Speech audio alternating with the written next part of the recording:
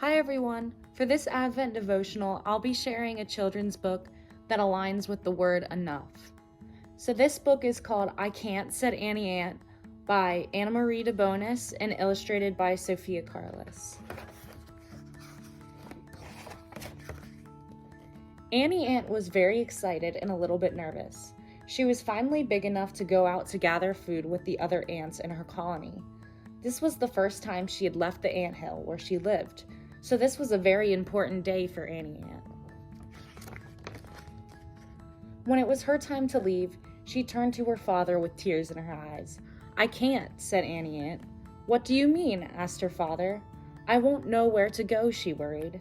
"You will know where to go," her father explained. "You will follow the ant in front of you." All of the ants walked together in a line, and knowing that, Annie Ant felt better. Annie Ant joined in the line of worker ants and went out to gather food. They walked from their anthill, over a fallen branch, across a sidewalk, through a flower bed, over some rocks, and into the grass. Annie Ant got tired and stopped walking. The ant behind her nearly bumped into her and said, "Hey, keep walking." "I can't," said Annie Ant. "What do you mean?" asked the ant behind her. "I don't know how much farther we are going," withered Annie Ant. "We are almost there," explained the ant.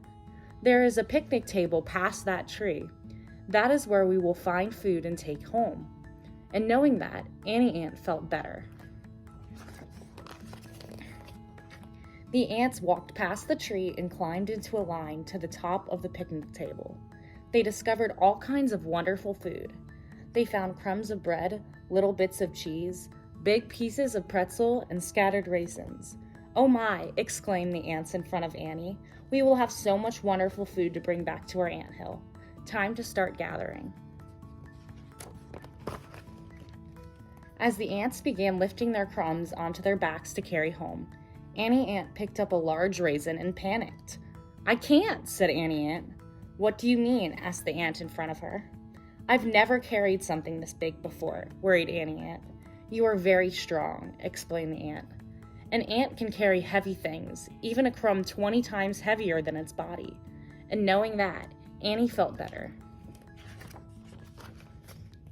She carried that raisin down the picnic table, past the tree, through the grass, over the rocks, and into the flower bed. Since it was her first time gathering food with the worker ants, Annie Ant was tired. She needed to rest, so she stepped to the side, letting the ants behind her walk past.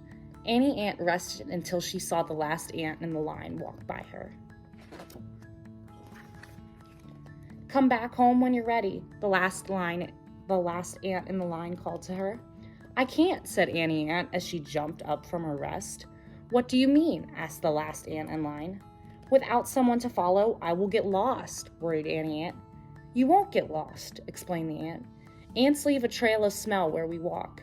You are an ant, so you will be able to smell where to go, even with no one to follow." And knowing that, Annie Ant felt better. When she felt rested and ready, Annie Ant continued to walk. She walked to the flower bed, across the sidewalk, over the fallen branch, and at last she was home at the anthill. She proudly carried the large raisin into the anthill, where her family was waiting for her, smiling. Annie Ant told her family all about the adventures she had had that day, and about everything she had learned. "You did it, Annie Ant," cheered her father. "We are so proud of you. Can you go out and gather food again tomorrow?" "I can," said Annie Ant. "Now I know I can."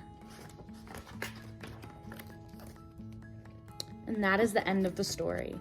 And this story shows us that no matter who we are, we can achieve any of our goals with the gifts God gives us because we are enough.